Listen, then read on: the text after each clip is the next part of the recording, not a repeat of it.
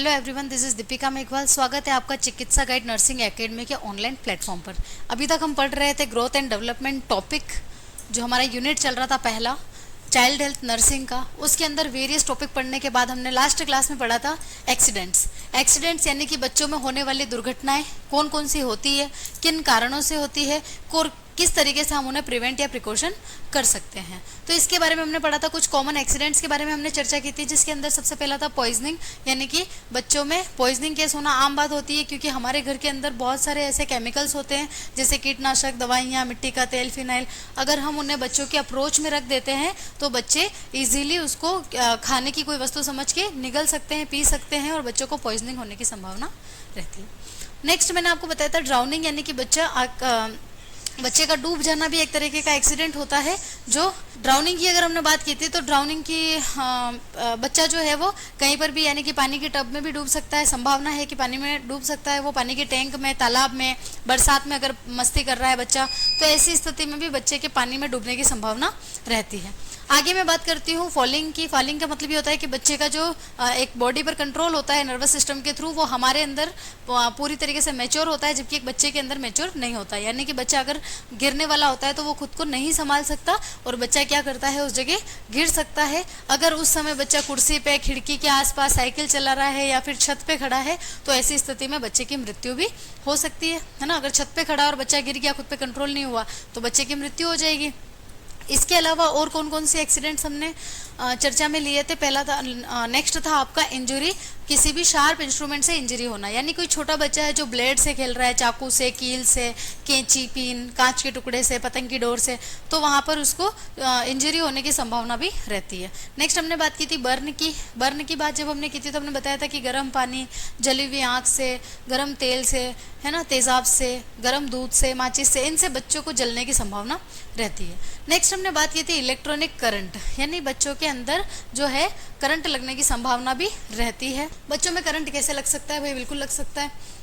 अगर आपने जो है गर्म पानी गर्म करने के लिए पानी की रोड लगा रखी है और अपने बच्चे को अंडर सर्विलेंस नहीं रखा है तो बच्चा उस छड़ को पकड़ सकता है, उसको करंट लग सकता है। बाकी जो प्लग्स होते हैं, प्लग्स के जो होल होते हैं उसमें बच्चा फिंगर कर सकता है और बच्चे को वहाँ पर भी करंट या इलेक्ट्रिक शॉक लग सकता है। हीटर से बच्चा छेड़छाड़ कर सकता है, क्योंकि बच्चे क्यूरियस होते हैं, हर चीज़ जानने का मन होता है उनका, हर चीज़ जानने की इच्छा होती है बच्चे की, और उसी क्यूरियसिटी की वजह से बच्चा क्या करता है, कभी कभी जो डेंजरियस जोन होते हैं, जो डेंजरियस चीज़ें होती है, जो नुकसान कर सकती है, हैजार्ड कर सकती है, उनको भी बच्चे कभी कभी छू लेते हैं और उनको एक्सीडेंट का सामना करना पड़ता है। आगे हम बात करेंगे एयरवे ऑब्स्ट्रक्शन की। तो एयरवे ऑब्स्ट्रक्शन की मैंने बात की थी कि छोटी छोटी चीज़ें बच्चा क्या करता है, सीधा उसको निगलने का या मुंह में रखने का प्रयास करता है। इसी जगह अगर बच्चे ने सिक्का, मटर, सोयाबीन, बादाम, काजू इत्यादि कोई चीज़ अगर निगली है तो हो सकता है कि वो उसके गले में अटक जाए और उसके एयरवे को ऑब्स्ट्रक्ट कर सके। नेक्स्ट हमने बात की थी कि अगर एक्सीडेंट जितने भी हो रहे हैं उनका प्रिवेंशन हम कैसे करने वाले हैं। तो जो कारण थे उन कारणों को सबसाइड कर दिया था हमने, तो उनका एक्सीडेंट का प्रिवेंशन हो गया था। जैसे बच्चा इलेक्ट्रिक प्लग में फिंगर डाल रहा था तो आपने इलेक्ट्रिक प्लग को ही ढक दिया, है ना। केमिकल पी के उनको पॉइजनिंग हो रही थी तो केमिकल बच्चे की अप्रोच से दूर रख दिया। तो ऐसी कुछ चीज़ें हमने की थी। बच्चा बेड से नीचे गिर रहा था तो साइड रेल्स आपने अप कर दी, है ना। या फिर बच्चा बारिश में खेल रहा है या पानी वाले किसी स्तर पर है तो वहाँ पर आपको उनके साथ में निगरानी में बच्चों को रखना होता है। तो ये कुछ चीज़ें हमने की थी जिनसे हमने एक्सीडेंट को प्रिवेंट किया था। इसके बाद हमारा नेक्स्ट टॉपिक रहने वाला है बेटा, आज का topic congenital abnormalities. Congenital abnormalities क्या क्या होती है, इसके बारे में हम चर्चा करेंगे आज की क्लास में। कंजेनाइटल एबनॉर्मलिटीज़ की अगर अपन बात करें तो कंजेनाइटल एबनॉर्मलिटीज़ होती क्या है? सबसे पहले कंजेनाइटल का मतलब होता है बेटा जन्मजात। कंजेनाइटल का मतलब क्या होता है? जन्मजात। दो चीज़ें हैं बेटा, दो शब्द आपने सुना होंगे, हेरेडिटिकल और कंजेनाइटल, है ना।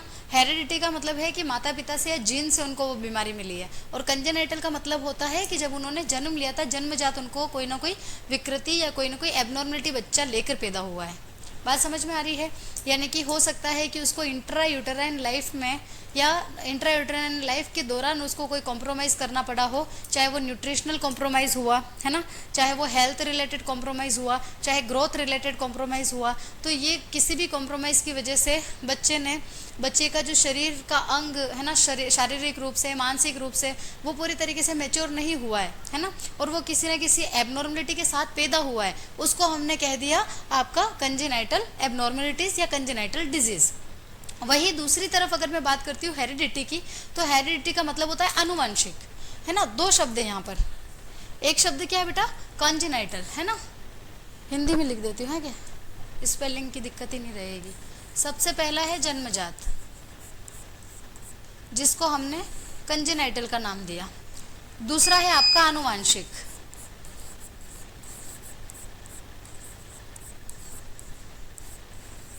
आनुवांशिक।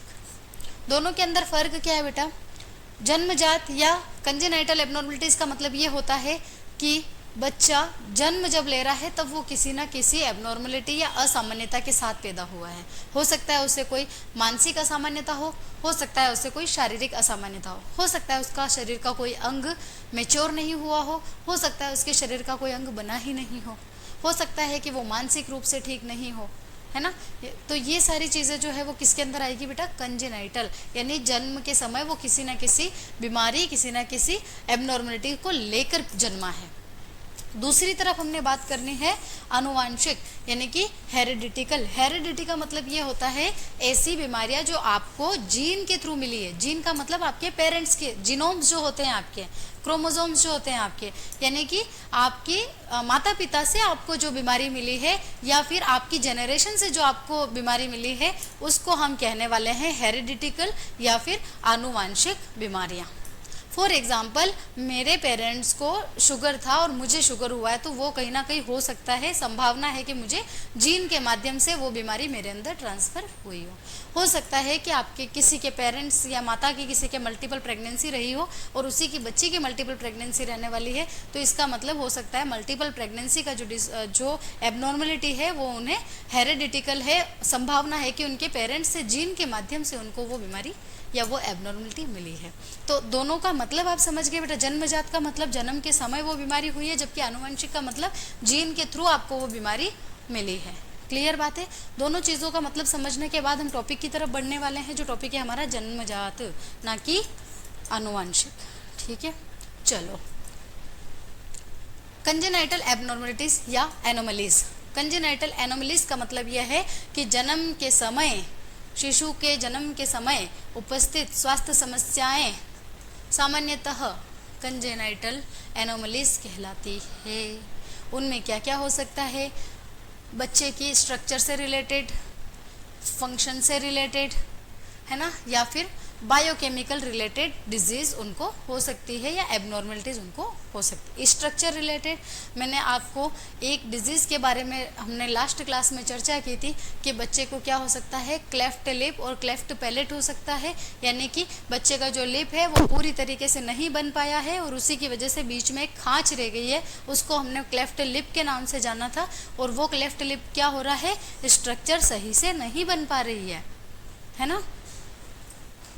मान लिया जाए कि ये बच्चे का ट्रेकिया है, हमारा ट्रेकिया है, ये हमारी इसोफेगस है, कुछ इसी प्रकार से रहती है। आगे ट्रेकिया रहता है, पीछे इसोफेगस रहती है। ट्रेकिया माने कि एयर पंप पाइप है, इसके अंदर केवल हवा जाने वाली है, और ये है आपका फूड पाइप जिसके अंदर भोजन जाने वाला है। ठीक है, अब किसी बच्चे के अंदर जन्मजात मैं बात करूं कि ट्रेकिया जब बन रहा था तब वो पूरी तरीके से नहीं बन पाया, और जब वो पूरी तरीके से नहीं बन पाया तो बीच में ये जो इसकी दीवार पूरी बननी चाहिए थी, इसमें कहीं ना कहीं खाँच रह गई। ये देखो, तो ये हुआ आपका कंजेनाइटल एबनॉर्मलिटीज़, यानी कि ना तो ट्रेकिया पूरी तरीके से बना, ना आपका इसोफेगस पूरी तरीके से बना। अब इस बच्चे के अंदर क्या होने वाला है, चलो वो सांस ले रहा है तो कोई दिक्कत नहीं, एयर जाने वाली है। मान लो उसने खाना खाया, पैदा होते तो वो खाना नहीं खाएगा, दूध पिएगा, यानी कि उसने लिक्विड लिया। अब ये लिक्विड कायदे से जाना चाहिए था स्टमक में, और जाएगा भी, लेकिन कुछ अमाउंट वो यहाँ से इस रास्ते के माध्यम से ट्रेकिया में जा सकता है, बिल्कुल जा सकता है। अगर मान लो बच्चे ने लिक्विड यानी कि दूध लिया है और वो इस माध्यम से गया भैया आपके प्यारे से लंग्स में, सोचो इसकी क्या हालत करने वाला है। वो क्या हालत करने वाला है भाई, बताओ क्या हालत करने वाला है। आपको पता है कि लंग्स के अंदर अगर थोड़ा भी पानी चला गया या लिक्विड चला गया तो बच्चा एक्सपायरेट कर जाएगा, बच्चे की मृत्यु हो जाएगी। तो ये क्या हुआ, बच्चे की स्ट्रक्चर पूरी तरीके से नहीं बनी। ये इस तरीके की कोई बीमारी होती है, इसको हम क्या बोलते हैं, कंजेनाइटल एबनॉर्मलिटीज। इसको हेरिडिटी के अंदर इंक्लूड नहीं करने वाले हैं, है ना। इसको किस में करेंगे, आपके कंजेनाइटल डिजीज़ के अंदर करने वाले हैं। कंजेनाइटल डिजीज़ कौन कौन सी हो सकती है, इसके बारे में हम बात करते हैं। सबसे पहले देखो, आपका क्लेफ्ट लिप हो गया, क्लेफ्ट पैलेट हो गया, ठीक है। आपका जो बोन मेरो से रिलेटेड बीमारी जिसको हम आगे पढ़ने वाले, स्पाइना बाइफिडा हो गया, है ना। तो ये सारी चीज़ें जो होती है जन्मजात होने वाली। इसी के साथ साथ हम बात करने वाले हैं कुछ कंजेनाइटल हार्ट रिलेटेड डिजीज़, ठीक है, विल्सन डिजीज़ इत्यादि के बारे में हम आगे जाकर चर्चा करने वाले हैं। एक एक जब हम डिजीज़ पढ़ेंगे उसको डिटेल में हम पढ़ने वाले हैं। स्पाइना बाइफिडा क्या होता है ना, आपका हाइड्रोसिल क्या होता है, ये सारी नर्वस सिस्टम से रिलेटेड। मैंने आपको क्या बोला था, हम सिस्टम रिलेटेड, सिस्टम वाइज ही हम कंजेनाइटल डिजीज़ को पढ़ने वाले हैं, जिसमें पहला हम रखने वाले हैं नर्वस सिस्टम।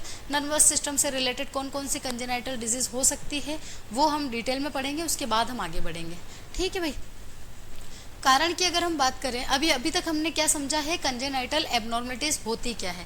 कंजेनाइटल एबनॉर्मलिटीज़ यह होती है जब बच्चे ने जन्म लिया उस दौरान बच्चा किसी ना किसी एबनॉर्मलिटी के साथ में पैदा हुआ।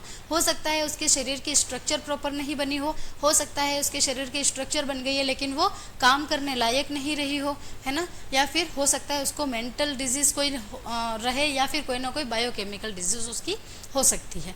इन्हीं को हमने क्या कहा है, कंजेनाइटल डिजीज़ कहा है। उनमें कौन कौन से होते हैं, कुछ एग्जाम्पल के बारे में हमने चर्चा की है, जिसे हम डिटेल में आगे सिस्टम वाइज पढ़ने वाले हैं। नेक्स्ट मैं बात करूंगी कि कंजेनाइटल जो डिजीज़ होती है उसके कारण क्या क्या होते हैं, कंजेनाइटल बीमारियों के क्या क्या कारण रहने वाले हैं। जेनेटिक कोज हो सकते हैं, आनुवंशिक कारण कुछ हो सकते हैं, जिसमें पेरेंट्स को बीमारी है तो हो सकता है, संभावना है कि उनके बच्चों में भी वो कारण हो। नेक्स्ट, इन्फेक्शन की वजह से जब बच्चा माँ के गर्भ में थे उस टाइम, माँ के गर्भ में था उस टाइम पे अगर बच्चे को कोई भी इन्फेक्शन लाइक टोर्च, ऐसा इन्फेक्शन जो प्लेसेंटा के थ्रू बच्चे में ट्रांसफ़र हो सकता है, तो वो बच्चे की ग्रोथ और डेवलपमेंट में रुकावट करेगा और बच्चा यहाँ पर कंजेनाइटल एनोमलीज के साथ में पैदा होने वाला है। न्यूट्रिशन डेफिशिएंसी की वजह से बच्चे को प्रॉपर न्यूट्रिशन नहीं मिलेगा, उसकी ग्रोथ प्रॉपर नहीं होगी और वहाँ पर बच्चे को कोई ना कोई डिजीज़ या कोई ना कोई एबनॉर्मलिटीज़ होने की संभावना रहेगी। माता पिता की लाइफस्टाइल के बारे में अगर मैं बात करूँ तो भाई मम्मी अगर सिगरेट पी रही है, दारू पी रही है, ऐसी कोई परिस्थिति है, टेराटोजेनिसिटी अगर प्रोड्यूस करेगी मदर, तो ऐसी स्थिति में बच्चे को टेराटोजेनिक डिजीज़ होने की संभावना रहेगी। इन्वायरमेंटल कॉज की वजह से भी क्या हो सकता है, कई बार बच्चे के अंदर कंजेनाइटल एबनॉर्मलिटीज़ होने की संभावना रहने वाली है। अब हम स्टेप बाय स्टेप कारणों की अगर बात करेंगे कि आनुवंशिक कोज कैसे बनेगा, है ना, या फिर जेनेटिक कैसे बनेगा, इन्फेक्शन कैसे बनेगा, तो इनको हम एक एक तरीके से हम स्टेप बाय स्टेप पढ़ेंगे भाई। कैसे पढ़ेंगे, चलो पढ़ते हैं। सबसे पहले हम बात करते हैं कंजेनाइटल डिजीज़ के कारणों में हेरेडिटिकल या जेनेटिक कोज। जेनेटिक का मतलब जीन के माध्यम से आया था। जेनेटिक का मतलब क्या है भैया, जीन के माध्यम से आया था। जीन के अंदर कोई डिस्टरबेंस है, जीन मतलब क्रोमोसोम्स, क्रोमोसोम की स्ट्रक्चर के, क्योंकि हम जानते हैं कि हमारे पास में हाफ क्रोमोसोम्स अपने मदर के होते हैं और हाफ क्रोमोसोम्स अपने फादर के होते हैं। दोनों ही क्रोमोसोम्स मिलते हैं, उसके बाद जीन म्यूटेशन आगे जाकर हम धीरे धीरे हमारे शरीर का डेवलपमेंट, हमारे शरीर की ग्रोथ होने वाली है, ठीक है। अब जो जीन होते हैं, हम सोचो कि एक हेल्दी क्रोमोसोम है, क्रोमोसोम की स्ट्रक्चर प्रॉपर है, वो आगे जाकर आपकी बॉडी की स्ट्रक्चर को बनाने वाला है, ठीक है। जैसे आपका न्यूरल ट्यूब हुई, है ना, जो आपका आगे जाकर ब्रेन बनने वाला है, स्पाइनल कॉर्ड बनने वाली है, आपके लिप्स बनने वाले हैं, ये सारी चीज़ें आपके क्रोमोसोम आपके जीन से ही बनने वाले हैं। अगर आप सोचें कि कोई क्रोमोसोम डिफेक्टिव है, डिफेक्टिव का मतलब क्या हुआ कि क्रोमोसोम की जो स्ट्रक्चर होती है बेटा वो कुछ इस रिबन जैसी होती है, जैसे ये दो क्रोमोसोम एक इस तरीके से जुड़कर ये स्ट्रक्चर बना लेते हैं, है ना। जब ये स्ट्रक्चर बनाते हैं तो इसकी भुजाएं होती है 4, 1 2 3 4, ये 4 भुजाएं होती है एक क्रोमोसोम की, और ये क्रोमोसोम जो है आपकी आगे ग्रोथ में जो भी बॉडी की स्ट्रक्चर है उसको बनाने में हेल्प करने वाला है। अब आप सोचो कि ये जो आपका क्रोमोसोम है यही इसकी स्ट्रक्चर ही सही नहीं है। स्ट्रक्चर सही नहीं है का मतलब क्या हो सकता है? हो सकता है कि इसके अंदर कितने गुणसूत्र, 23 गुणसूत्र मदर के और 23 गुणसूत्र फादर के, यानी कि टोटल कितने गुणसूत्र होने वाले हैं?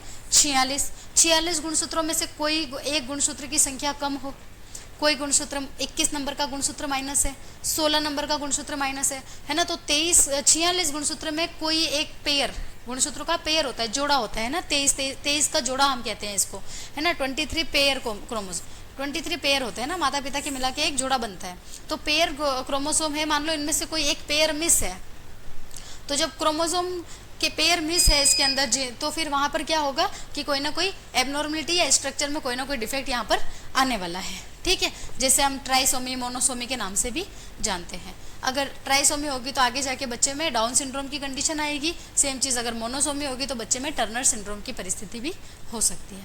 ये कंजेनाइटल डिजीज़ का नाम होता है। नेक्स्ट हम बात करने वाले हैं, जैसे पहले मैंने क्या बोला कि जो इसके अंदर 46 गुणसूत्र थे, यानी कि 23 जोड़े गुणसूत्र थे, उनमें से कोई एक जोड़ा मिसिंग है। तो मिसिंग की वजह से क्या है कि ये क्रोमोसोम पूरी तरीके से परफेक्ट क्रोमोसोम नहीं है, और परफेक्ट नहीं है तो वो आगे जाके स्ट्रक्चर कुछ ना कुछ डिस्टर्बेंस कर सकता है। नेक्स्ट मैं बात करूँ, सोचो आप इसकी स्ट्रक्चर के अंदर कितनी भुजाएं, अभी मैंने बात की 4 भुजाएं, अब सोचो आप एक भुजा है ही नहीं इसमें, यानी क्रोमोसोम की स्ट्रक्चर में ही कहीं ना कहीं कमी है, तो वो आगे जाके बच्चे की स्ट्रक्चर में भी कमी पैदा करने वाला है ना। एक भुजा नहीं है, मान लो ये क्रोमोसोम हो गया कुछ ऐसा और ऐसा, 3 भुजाओं वाला क्रोमोसोम हो गया। कई बार क्या होता है कि ये भुजा कट कर किसी और भुजा के साथ जुड़ गई, मतलब यहाँ पर जो भुजा होने वाली थी वो यहाँ कर नहीं टूट करके किसी और जगह डिसलोकेट हो चुकी है, ठीक है। या फिर क्या हो सकता है, जो इसकी भुजा है वो ट्विस्ट हो सकती है अंदर की तरफ, है ना, ट्विस्टिंग हो सकती है। तो ये सारी अलग अलग तरह की, अगर क्रोमोसोम की स्ट्रक्चर में ही कहीं ना कहीं डिस्टर्बेंस, जो मैंने आपको बताया अलग अलग तरह के डिस्टर्बेंस होते हैं, जिसको अभी मैं आपको एक बार स्ट्रक्चर बता देने वाली हूँ। तो स्ट्रक्चरल कोई डिफेक्ट होने वाले हैं तो ये आगे जाके बच्चे के स्ट्रक्चर में भी क्या करेंगे, डिफेक्ट करेंगे। क्योंकि हमारा शरीर जो है जब वो बन रहा था तो वो 23 आपके मदर के गुणसूत्र थे और 23 आपके फादर के थे, दोनों का मिलके 23 जोड़े गुणसूत्र थे, और यही 23 जोड़े गुणसूत्र है जो आपके शरीर की संरचना करने वाले थे। अब आप सोचो कि वो 23 जोड़े गुणसूत्र जो है वो भी पूरी तरीके से सही नहीं है ना। किसी की एक भुजा नहीं है, किसी के अंदर जो है एक जो भुजा यहाँ पर लगने वाली थी यहाँ से हटके कहीं और डिसलोकेट हो गई है। तो जब क्रोमोसोम की स्ट्रक्चर ही सही नहीं है तो वो आगे जाके बच्चे की स्ट्रक्चर सही से नहीं बना पाएगा, और ऐसी स्थिति में बच्चे को क्या हो जाएगा, कंजेनाइटल एनोमलीज होने की संभावना रहेगी। फॉर एग्जाम्पल मैंने बात की है कि अगर ट्राइसोमी की कंडीशन होती है तो ऐसी स्थिति में बच्चे को डाउन सिंड्रोम रहने वाला है। वही अगर मोनोसोमी होती है तो ऐसी स्थिति में बच्चे को टर्नर सिंड्रोम होने वाला है। ये डिजीज हम आगे आगे पढ़ने वाले हैं। स्ट्रक्चर से रिलेटेड हमने अभी बात की है कि क्या क्या हो सकता है। देखो, ट्रांसलोकेशन हो सकता है, जो क्रोमोसोम है उसका अभी मैंने आपको बताया, डिलेशन हो सकता है, इन्वर्जन हो सकता है, डुप्लीकेशन हो सकता है। अभी मैंने आपको बताया, देखो ट्रांसलोकेशन की बात मैं करूं आपसे, सबसे पहले एक नॉर्मल गुणसूत्र है ये आपका ऐसा, ये नॉर्मल क्रोमोसोम है। सबसे पहली बात की ट्रांसलोकेशन, यानी कि कहीं ना कहीं लोकेशन बदल गई है। मैं कहूँ कि ये वाली जो भुजा थी ये यहाँ नहीं लग के यहाँ लग गई है, अब इसकी स्थिति कुछ ऐसी रहेगी, ठीक है। ये है, ये भुजा क्या हो गई, यहाँ लग गई, यानी कि यहाँ लग गई, ये हो गया ट्रांसलोकेशन। अब इस गुणसूत्र की संरचना कुछ इस प्रकार है, इसको हम कहने वाले हैं ट्रांसलोकेशन। दूसरा होता है बेटा आपका डिलेशन। डिलेशन का मतलब होता है डिलीट।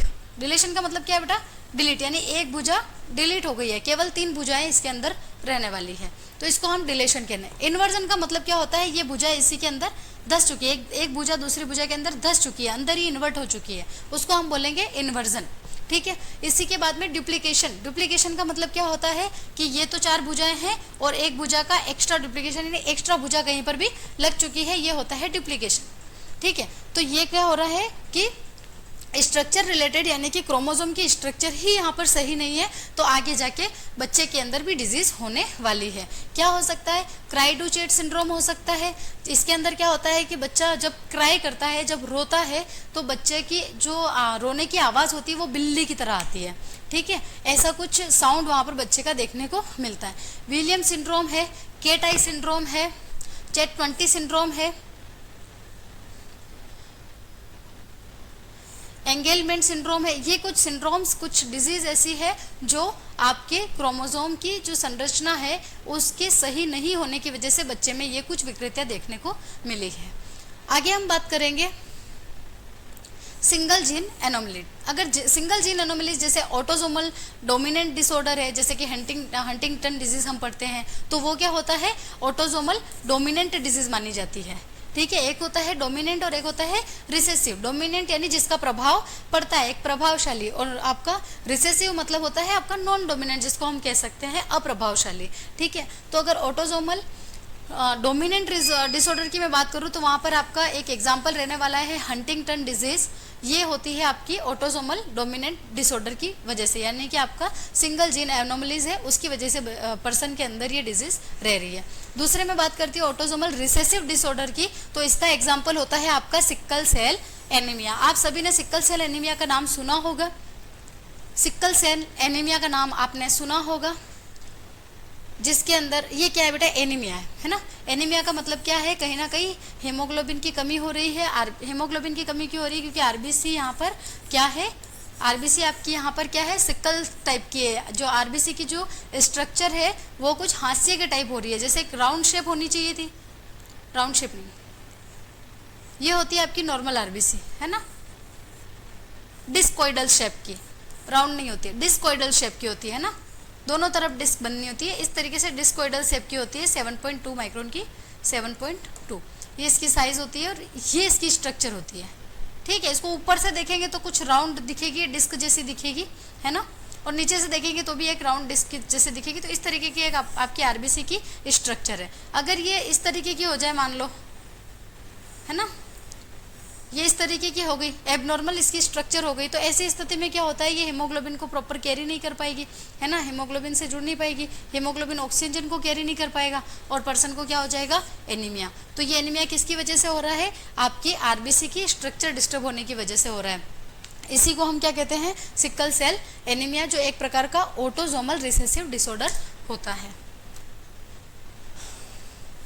एक से लिंक डोमिनेंट डिसऑर्डर्स होते हैं जैसे रेट सिंड्रोम, ओरोफेशियोडिजिटल सिंड्रोम। इसी के साथ में एक से लिंक रिसेसिव डिसऑर्डर होते हैं जिसके अंदर हम हीमोफीलिया, ठीक है, फ्रेजिला एक्स सिंड्रोम जिसको हम कहते हैं। ये कुछ एग्जाम्पल हमने यहाँ पर कंजेनाइटल डिसऑर्डर के रखे हैं। सभी डिसऑर्डर के बारे में हम आगे चर्चा, जो आपके सिलेबस से रिलेटेड है, सभी के बारे में हम आगे चर्चा करने वाले हैं। बहुजीन या बहुकारक असामान्यता यानी कि पॉलीजेनिक मल्टीफैक्टोरियल, जैसे cleft lift, cleft palate, neural tube defect. Neural tube defect किसकी वजह से होता है, ये कमेंट में बताना आप। न्यूरल ट्यूब डिफेक्ट किसकी कमी की वजह से होता है, ये आज का आपका सवाल रहने वाला है, जिसका जवाब आपको देना है। ये हुई आपकी कुछ जेनेटिक फैक्टर, यानी कि क्रोमोसोम रिलेटेड, क्रोमोसोम की स्ट्रक्चर रिलेटेड कुछ ऐसी डिजीज, कुछ ऐसी एबनॉर्मलिटीज़ जो किसकी वजह से हो रही है, आपके क्रोमोसोम की एबनॉर्मलिटीज़ की वजह से हो रही है। और क्रोमोसोम यहाँ पर सही स्ट्रक्चर के नहीं है, इसलिए बच्चे के अंदर कंजेनाइटल डिसऑर्डर हो रहे हैं, है ना। ये आपके जेनेटिक फैक्टर के अंदर होंगे। नेक्स्ट है आपका इन्वायरमेंटल फैक्टर। इन्वायरमेंटल फैक्टर की अगर मैं बात करूं बेटा यहाँ पर, तो इन्वायरमेंटल फैक्टर के अंदर क्या क्या चीज़ें हो सकती है, बच्चे के इन्वायरमेंट की यहाँ बात हो रही है, जिसमें सबसे पहला क्या है आपका मैटरनल इन्फेक्शन, जिसके अंदर हमने बात की थी कि टॉर्च इन्फेक्शन हो सकता है, रुबेला, टोक्सोप्लाज्मोसिस, हर्पिस सिम्प्लेक्स। अगर मदर के अंदर ऐसी कोई बीमार, ऐसा कोई इन्फेक्शन है, तो ये इन्फेक्शन क्या करते हैं, ये इन्फेक्शन क्या करते हैं, मदर के थ्रू बच्चे के अंदर प्लेसेंटा के माध्यम से ट्रांसमिट हो सकते हैं। तो अगर मदर इन्फेक्टेड है तो आगे जाके बच्चे में भी ये इन्फेक्शन होने की संभावना है। मैटरनल इन्फेक्शन ऐसे इन्फेक्शन जो माँ से बच्चे के थ्रू, बच्चे के अंदर प्लेसेंटा के माध्यम से पहुंच सकते हैं। अगर मदर को रुबेला हुआ तो बच्चे में रुबेला हो जाएगा, क्योंकि प्लेसेंटा के माध्यम से रुबेला बच्चे के अंदर चले जाएगा, बच्चे को इन्फेक्टेड कर देगा। बच्चा इन्फेक्टेड हुआ तो बच्चे की ग्रोथ कॉम्प्रोमाइज होगी और बच्चा किसी ना किसी एबनॉर्मलिटी के साथ में पैदा होने वाला है। तो ये होते हैं आपके कुछ ऐसे इन्फेक्शन जिसको हम टॉर्च के नाम से जानते हैं। ये इन्फेक्शन मदर के थ्रू बच्चे के अंदर जा सकते हैं।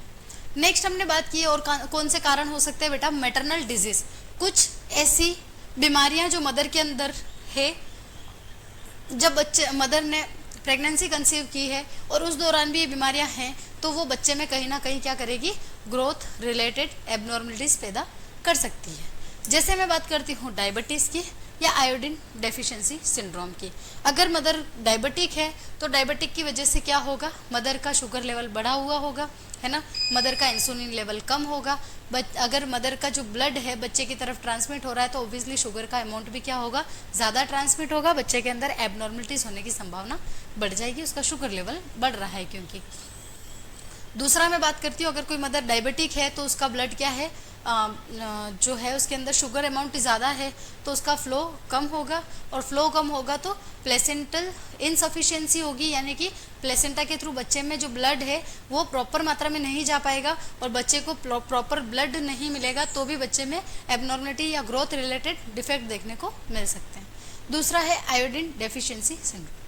आयोडीन डेफिशिएंसी डिजीज़ बच्चे के अंदर हो सकती है क्योंकि आयोडीन का बहुत बड़ा रोल होता है हमारी बॉडी के अंदर। हमारे थायराइड जो होती है, थायरोक्सिन जो बनता है आपका, है ना, उसको आयोडीन से जुड़कर ही वो क्या होता है आगे जाकर बनता है। T3 T4 जो है वो आयोडीन की प्रेजेंस में ही बनता है। अगर आयोडीन डेफिशिएंसी है तो उस पर्सन के अंदर क्या होगा, थायराइड की मात्रा कम हो जाएगी, है ना, और थायराइड हार्मोन जो होता है वो पूरी बॉडी को बैलेंस करने वाला होता है। तो यहाँ पर भी बच्चे के अंदर डिफेक्ट देखने को मिल सकते हैं क्योंकि मदर के अंदर यहाँ पर क्या हो रहा है, आयोडीन डेफिशिएंसी सिंड्रोम डिजीज़ देखने को मिल रही है, और आयोडीन डेफिशिएंसी की वजह से मदर जो है वो थायराइड से कॉम्प्रोमाइज़ कर रही है, मतलब थायराइड की बीमारी उसको हो रही है, सफ़र कर रही है, और थायराइड की वजह से बच्चे के अंदर कहीं ना कहीं एबनॉर्मलिटी होने की संभावना रहती है। मैटरनल मेडिकेशन की बात करते हैं। तीसरा आपका है मैटरनल मेडिकेशन। पहला है मैटरनल इन्फेक्शन, दूसरा है मैटरनल डिजीज़, तीसरा है मैटरनल मेडिकेशन।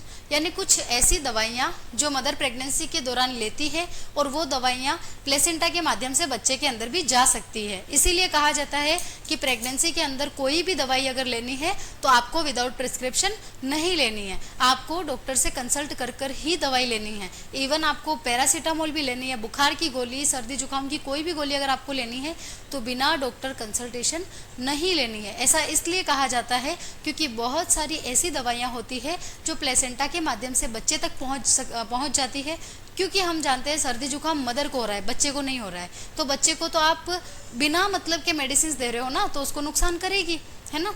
अब जैसे अगर किसी बच्चे को आप लिथियम दे रहे हो, क्यों दे रहे हो भाई, बच्चे को नहीं ज़रूरत है लिथियम की, बच्चे को वारफेरिन की ज़रूरत नहीं है ना, थैलिडोमाइड की ज़रूरत नहीं है। तो कुछ मेडिसिन ऐसी है जो बच्चे को नीड नहीं है, फिर भी अगर बच्चे तक जा रही है तो वो बच्चे के अंदर क्या करेगी, साइड इफ़ेक्ट, नुकसान कर सकती है, बच्चा कंजेनाइटल एनोमलीज के साथ में पैदा हो सकता है। आगे हम बात करने वाले हैं maternal drug abuse. Maternal drug abuse यानी कि ऐसी मदर जो नशीले पदार्थ लेने की आदी है ना, नशीले पदार्थ जैसे अल्कोहल हो गया, टोबैको हो गया, है ना, हेरोइन हो गया, कोकीन हो गया।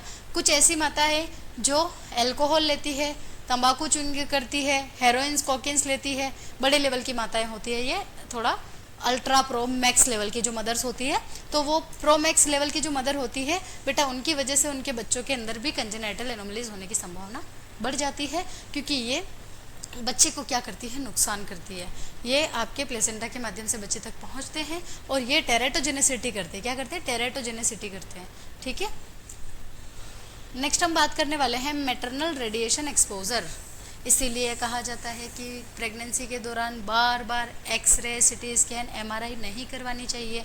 क्यों नहीं करवानी चाहिए, क्योंकि एक्सरे, एमआरआई, सिटी स्कैन के दौरान क्या होता है, एक्सरेज, रेज का मतलब क्या है, रेडिएशन वेव्स निकलती है, और ये रेडिएशन वेव्स क्या करती है, हमें पता है एक नॉर्मल पर्सन के अंदर भी नुकसान करती है ना, कैंसर कार्सिनोजेनिक होती है ना, कार्सिनोजेनिक यानी कि कैंसर प्रोड्यूस करने की पावर होती है इन रेडिएशंस के अंदर। तो क्या करना है, मदर को प्रेगनेंसी के दौरान रेडिएशन एक्सपोजर नहीं करना है। जब तक इमरजेंसी ना हो मदर का एक्सरे, एमआरआई, सिटी नहीं करवाना है। इवन सोनोग्राफी भी जो डॉक्टर्स होते हैं वो उनके सजेशन से ही आपको सोनोग्राफी करवानी है। ऐसे नहीं आगा आप हर महीने सोनोग्राफी करवा रहे हो, ऐसा नहीं करना है ना।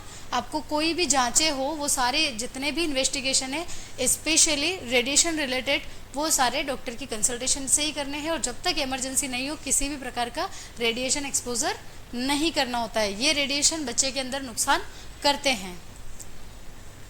इन्वायरमेंटल पोल्यूशन इन्वायरमेंटल पोल्यूशन, जहाँ भी आप रह रहे हो वहाँ पर किसी प्रकार की जहरीली गैसें वगैरह है ना, कोई फैक्ट्री चल रही है जिससे हार्मफुल गैसेस निकल रही है, तो वो भी बच्चे को नुकसान कर सकती है। प्रिवेंशन कैसे करेंगे बेटा हम? कंजेनाइटल डिजीज के प्रिवेंशन हम कैसे कर सकते हैं? कारणों पर फोकस करो, प्रिवेंशन अपने आप हो जाता है। कारणों को जब हमने कारणों को समझा था, है ना, तो उसमें कुछ कारण ऐसे थे जो मॉडिफाइबल थे। दो तरह के कारण होते हैं, नॉन मॉडिफाइबल और मॉडिफाइबल। मॉडिफाइबल का मतलब ये होता है ऐसे कारण जिनको हम बदल सकते हैं।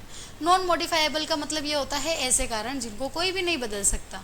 जैसे अगर किसी पर्सन के अंदर, जो हमने बात की क्रोमोसोम की, क्रोमोसोम के अंदर अगर उसकी स्ट्रक्चर में ही कोई डिफेक्ट है तो उसको हम नहीं बदल सकते, है ना। लेकिन दूसरी तरफ मैंने बात की है कि अगर किसी मदर को नशीले पदार्थ लेने की आदत है तो क्या हम इसे मॉडिफाई नहीं कर सकते? हम मदर को एडवाइस कर सकते हैं कि आप जो भी नशीले पदार्थों का सेवन कर रहे हैं वो बच्चे को क्या करता है, हार्म करता है, नुकसान करता है, तो उसको मदर को क्या करना है, अवॉइड करवाना है, टोटल एब्सटिनेंस करवाना है। टोटल एब्सटिनेंस का मतलब तुरंत उस नशे की आदत को छोड़ देना। नशा कभी भी धीरे धीरे धीरे धीरे कम नहीं होता है। आप जब साइकियाट्री पढ़ोगे तो साइकियाट्री में स्पेशली लिखा होता है टोटल एब्सटिनेंस। टोटल एब्सटिनेंस का मतलब यह है अभी सोचा अभी छोड़ दो, तुरंत छोड़ दो, है ना। विड्रॉल सिम्टम का आप ट्रीटमेंट ले सकते हो, बट आप ये मत सोचो कि मैं, कोई जैसे व्यक्ति सिगरेट छोड़ना चाह रहा है, स्मोकिंग करता है, बहुत ज़्यादा स्मोकिंग करता है, अब वो सोच रहा है कि नहीं अब मुझे स्मोक छोड़ देनी है, तो वो स्मोकिंग कुछ इस प्रकार से छोड़ेगा। आप लोग भी अगर आपके सराउंडिंग में ऐसे कोई होंगे तो आपने देखा होगा, नोटिस किया होगा, वो बोलते हैं कि पहले 5-6 दिन की 10 सिगरेट पीता था, अब मैंने धीरे धीरे 5 कर दी है, मतलब दिन की धीरे धीरे 5 सिगरेट कर दी है। अब मैं धीरे धीरे क्या करूँगा, 2 पे आ जाऊँगा, फिर एक दिन छोड़ के एक दिन सिगरेट पीऊँगा, फिर एक हफ्ते में 1 सिगरेट, फिर 1 महीने में 1 सिगरेट और फिर छोड़ दूँगा। ऐसा कभी नहीं होता। इस तरीके से नशा कभी नहीं छूटता है। नशा कैसे छूटता है? टोटल एब्सटिनेंस से, मतलब कि जो भी आप नशा कर रहे हो, मतलब स्मोक नहीं करनी है तो अभी इसी वक्त से उसको छोड़ देना है ना। उसके बाद जो विड्रॉल है उसका आप जो भी डॉक्टर है उनसे आप ले सकते हो ट्रीटमेंट। बाकी आपको अगर कोई भी नशा अगर छोड़ना है तो उसको आपको टोटल एब्सटिनेंस करना होता है। तो ये एक मॉडिफाइबल कॉज होता है, एक मॉडिफाइबल फैक्टर है जिसको आप बदलवा सकते हैं या बदल सकते हैं। नॉन मॉडिफाइबल ऐसे कारण जिसको आप नहीं बदल सकते, आपके हाथ ही में है नहीं वो बदलना, है ना। जैसे अगर कोई क्रोमोसोम ही डिफेक्टिव है तो आप उसको क्या करोगे, चेंज कैसे कर दोगे जाके?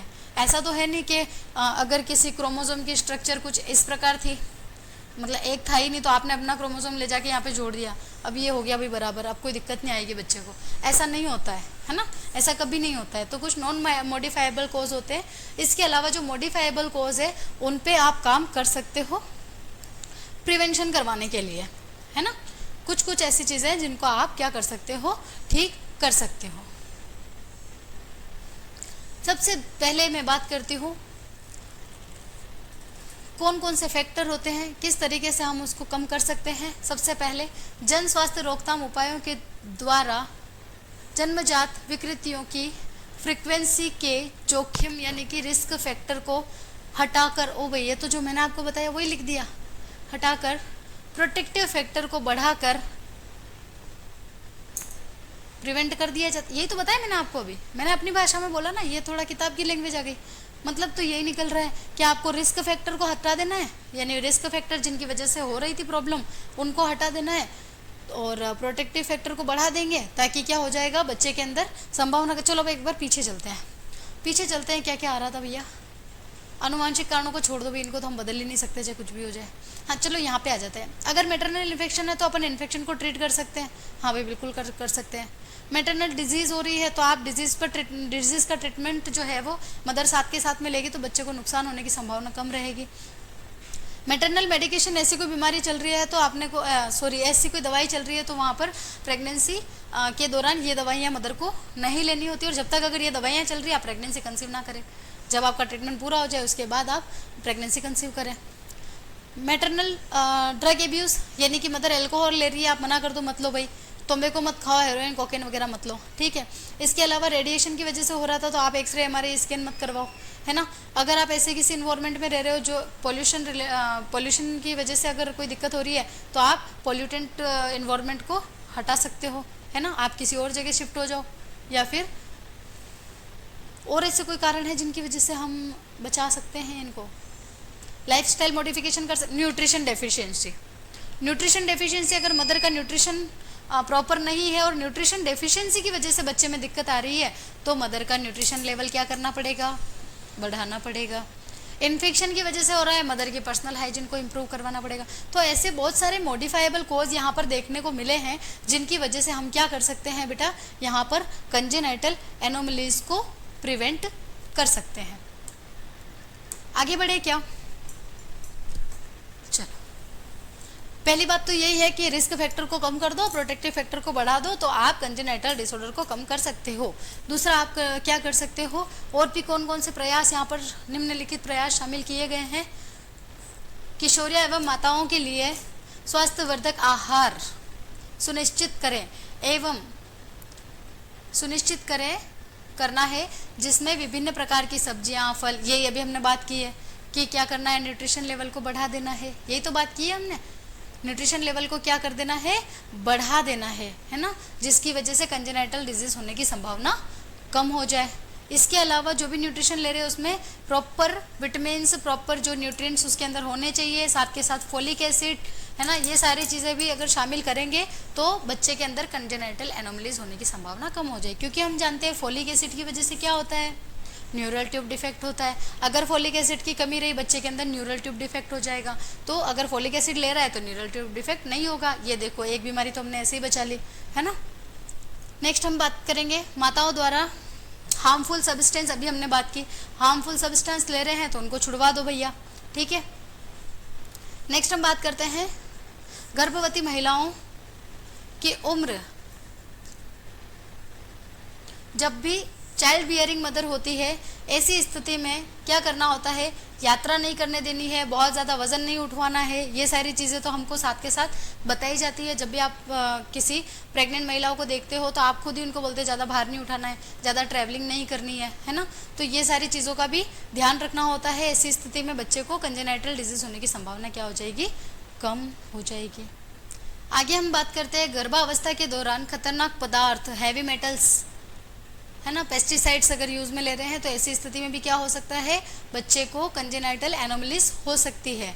आप क्या करेंगे, गर्भावस्था के पहले या दौरान आपको क्या करना है, काउंसलिंग करनी है मदर की, है ना। अगर डायबिटिक मदर है तो आपको बोलना है कि आपकी शुगर पर क्या करना है, आपको नियंत्रण करना है। किससे करना है, अगर इंसुलिन ले रहे हो तो प्रॉपर इंसुलिन लो। आपको कहीं भी किसी भी प्रकार से जो आपका शुगर लेवल है उसको कंट्रोल में रखना है ताकि बच्चे को उसका नुकसान ना भुगतना पड़े। तो मदर को आपको काउंसलिंग करना पड़ेगा, ठीक है।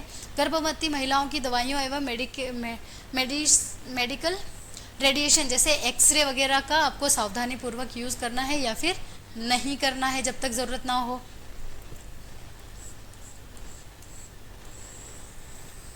यही चीज़ बताइए। अगर आवश्यकता हो, हेल्थ रिस्क और बेनिफिट दोनों को ध्यान में रखकर ही आपको उसको दवाइयाँ देनी है और रेडिएशन देने हैं। बाकी आपको उन्हें किसी भी प्रकार का रेडिएशन नहीं देना है। बच्चों एवं महिलाओं में क्या करना है, आपको टीकाकरण करवाना है, स्पेशली रूबेला वायरस का, ठीक है। ये टेरेटोजेनिसिटी करता है रूबेला वायरस, तो स्पेसिफिकली आपको रूबेला वायरस का टीकाकरण करवाना है। मदर के अंदर भी आपको क्या करना है, इम्यूनाइजेशन करवाना ज़रूरी होता है ताकि बच्चे के अंदर ट्रांसफ़र ना हो डिजीज़। लेकिन एक चीज़ और आप ध्यान रखें, जब मदर प्रेग्नेंट हो चुकी है उसके बाद में वैक्सीनेशन नहीं होता है। जब मदर प्रेग्नेंट हो चुकी है उसके बाद नहीं होता है। उसको कंसीव करना है उससे पहले हो सकता है ना। शायद 3 या कुछ महीने का उसमें गैप रहेगा उसके अगर प्रेगनेंसी कंसीव हो चुकी है तो फिर वैक्सीनेशन यहाँ पर आपको अवॉइड करवाना पड़ेगा, ठीक है। संक्रमणों विशेष रूप से रूबेला, वेरिसेला, सिफिलिस आदि की स्क्रीनिंग करवाना है, उसका इलाज करवाना है, फिर बोलना है अब आप प्रेगनेंसी कंसीव कर सकती हैं। जन्मजात विकृतियों की रोकथाम के लिए कार्यक्रम में शामिल स्वास्थ्यकर्मी एवं अन्य शिक्षाओं को बढ़ाना है और सुधारीकरण करना है।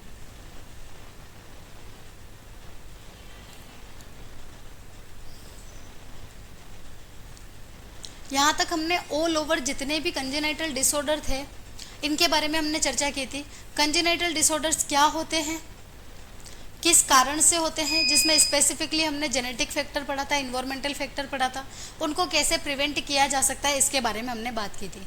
अब हम सिस्टम वाइज अगर बात करते हैं, हर सिस्टम से रिलेटेड कंजेनाइटल एबनॉर्मलिटीज कैसे कैसे पाई जाती है, जिसमें सबसे पहले मैंने बात की congenital anomalies related to central nervous system, यानी कि आपके केंद्रीय तंत्रिका तंत्र से संबंधित कौन कौन सी कंजेनाइटल एनोमलीज एक बच्चे के अंदर हो सकती है। Step by step her disease के बारे में हम हर क्लास के अंदर एक एक डिजीज़ को हम यहाँ पर क्लियर करने वाले हैं।